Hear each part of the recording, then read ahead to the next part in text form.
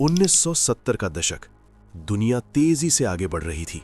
एक तरफ था अमेरिका, जहां इंसान अंतरिक्ष तक पहुंच चुका था, और दूसरी तरफ था भारत, जहां लोग अभी भी अपनी बुनियादी जरूरतों के लिए संघर्ष कर रहे थे। कच्चे घर, धूल भरी सड़कें और सीमित संसाधन। लेकिन इन सब के बीच कुछ लोग ऐसे भी थे जो बड़े सपने देखने की हिम्मत रखते थे।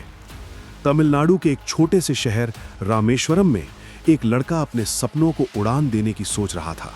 उसका नाम था डॉक्टर APJ अब्दुल कलाम। वो सुबह सुबह अखबार बेचता और रात को पढ़ाई करता। थकान होती थी, लेकिन उसके सपनों की आग उससे ज्यादा तेज थी। आसमान की तरफ देखते हुए वो सोचता था, एक दिन मैं भी कुछ ऐसा बनाऊंगा जो आसमान को छू ले।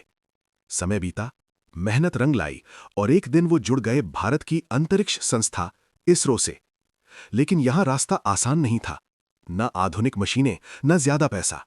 फिर भी जुनून था और देश के लिए कुछ कर दिखाने का इरादा था। कलाम और उनकी टीम दिन रात मेहनत कर रहे थे। रॉकेट के पार्ट्स कभी साइकिल पर ले जाए जाते, तो कभी बैलगाड़ी में। आज ये सुनने में अजीब लगता है, लेकिन यही सच्चाई थी उस दौर की। आखिरकार वो दिन आया जब भारत अपना पहला रॉकेट लॉन्च करने वाला था। पूरी टीम में उत्साह था, उम्मीद थी, लेकिन पहला प्रयास असफल रहा। रॉकेट उड़ान नहीं भर पाया। कुछ पल के लिए सब कुछ रुक सा गया। टीम निराश थी, कुछ लोग हार मानने को तैयार थे, लेकिन डॉक्टर कलाम ने हार नहीं मानी। सालों की मेहनत कुछ ही पलों में खत्म हो गई। लोगों ने सवाल उठाए, आलोचना शुरू हो गई। लेकिन तभी एक ऐसा पल आया जिसने सब बदल दिया। उस समय संस्था के प्रमुख थे सतीश धवन।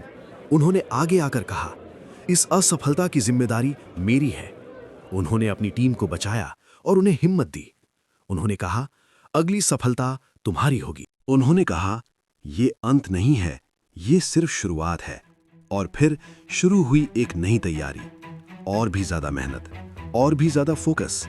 हर गलती को सुधारा गया, हर कमी को दूर किया गया। फिर आया वो ऐतिहासिक दिन। भारत का पहला सैटेलाइट लॉन्च व्हीकल SLV-3 तैयार खड़ा था। इस बार कोई गलती नहीं हुई। कुछ ही समय में भारत का पहला सैटेलाइट रोहिणी